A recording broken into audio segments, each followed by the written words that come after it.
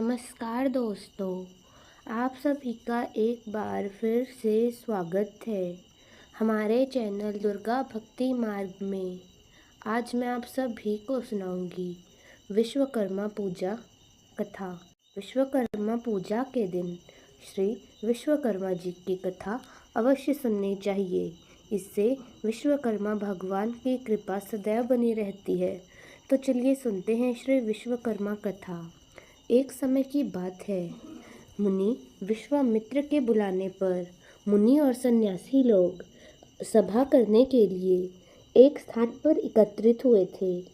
सभा में मुनि विश्वामित्र ने सभी मुनिवरों को संबोधित किया। मुनि विश्वामित्र सभा को संबोधित करते हुए बोले, हे मुनियों, आश्रमों में दुष्ट राक्षस यज्ञ करने वाले हमारे लोगों को अपना भोजन बना लेते हैं और यज्ञ नष्ट कर देते हैं, जिसके कारण हमारी पूजा पाठ ध्यान आदि में परेशानी होती है। इसीलिए अब हमें तत्काल उनके कुकृत्यों से बचने के लिए कोई उपाय अवश्य करना चाहिए। मुनि विश्वामित्र की बातों को सुनकर वशिष्ठ मुनि कहने लगे कि एक बार पहले भी ऋषि मुनियों पर इस प्रकार का ही संकट आया था।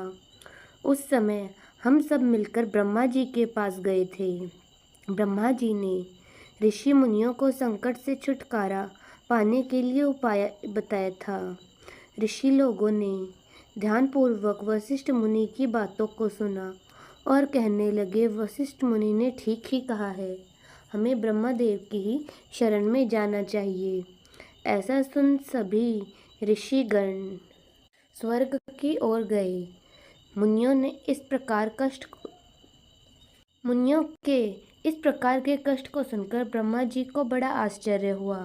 ब्रह्मा जी कहने लगे, हे मुनियों, राक्षसों से तो स्वर्ग में रहने वाला देवता भी डरता है, फिर मनुष्यों का तो कहना ही क्या।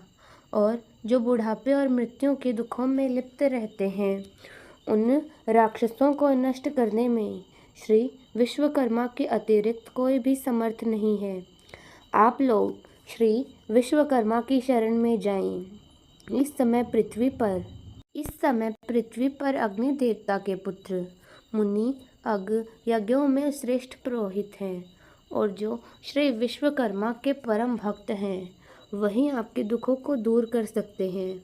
इसीलिए हे मुनियों, आप उन्हीं की शरण में जाएं। ब्रह्मा जी के कहने पर सभी मुनि अंगिरा ऋषि के पास गए। मुनि की बातों को सुनकर अंगिरा ऋषि ने कहा, हे मुनियों, आप लोग क्यों व्यर्थ में इधर उधर फिर रहे हैं?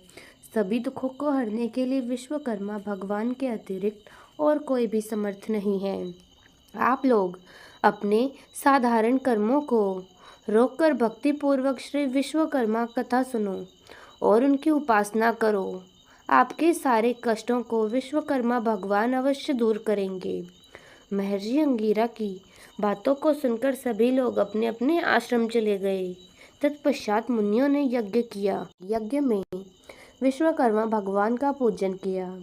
श्री विश्वकर्मा की कथा को सुना, जिसका परिणाम यह हुआ कि सारे राक्षस भस्म हो गए।